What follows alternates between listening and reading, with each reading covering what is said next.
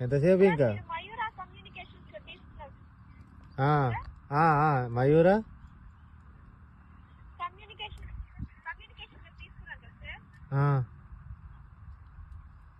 Sir తీసుకుని మీరు కొత్తగా రీపేమెంట్ చేయడం వల్ల మీకు లోన్ ఆఫర్ అయింది సార్. ఎంత?